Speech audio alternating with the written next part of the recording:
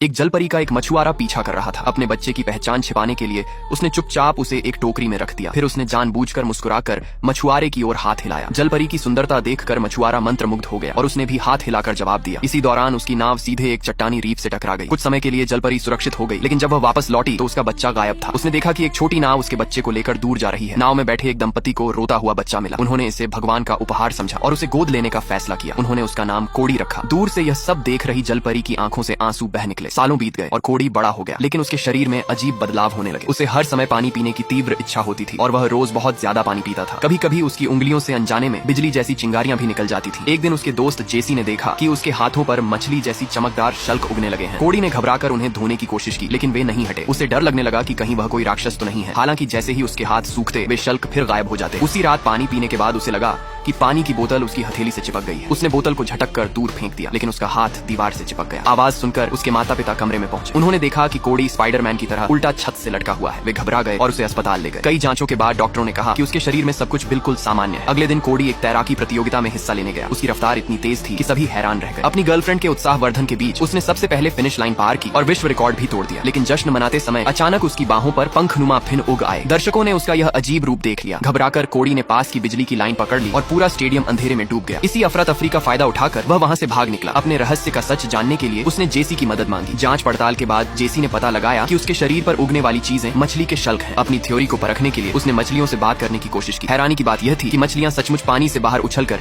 उसकी ओर आने लगी। अब जेसी को शक हो गया कि कोड़ी किसी जलपरी की संतान है। ये सच स्वीकार करना कोड़ी के लिए आसान नहीं था। परेशान होकर वह सीधे समुद्र में कूद गया। जब वह वापस किनारे पर आया तो उसका शरीर फिर बदलने लगा। उसकी बाहों पर फिन उगाई और उसके पैर एक विशाल मछली की पूंछ में बदल गए। दुर्भाग्य से उसी समय वर्षों पहले वाला मछुआरा उसे पकड़ लेता है। डर के मारे कोड़ी कांपने लगता है। तभी उसकी असली जलपरी माँ वहाँ प्रकट होती है। मछुआरा अपनी मशीन चालू करता है और एक बड़ा जाल समुद्र में फेंक देता है। देखते ही देखते जलपरी उस जाल में फंस जाती है। ये देखकर जेसी तुरंत वहाँ पहुँचता है। वह चाकू लेकर पानी में छलांग लगाता है और जाल को काट देता है। जब मछुआरा जाल को ऊपर खींचता है तो उसमें कोई नहीं होता। अचानक जाल ढीला होकर जेसी के पैरों में उलझ जाता है और वह धीरे धीरे समुद्र की गहराई में डूबने लगता है। कोड़ी तुरंत पानी में गोता लगाता है, जेसी को पकड़ता है और उसे किनारे तक ले आता है। लेकिन तब तक जेसी बेहोश हो चुका होता है। कोड़ी अपनी हथेली से बिजली की धारा छोड़ता है, बिल्कुल डिफिब्रिलेटर की तरह, और जेसी की जान बचा लेता है। यह सब देखकर मछुआरे को अपनी गलती का एहसास हो जाता है। वह हमेशा के लिए जलपरी का शिकार करने का विचार छोड़ देता है। अब कोड़ी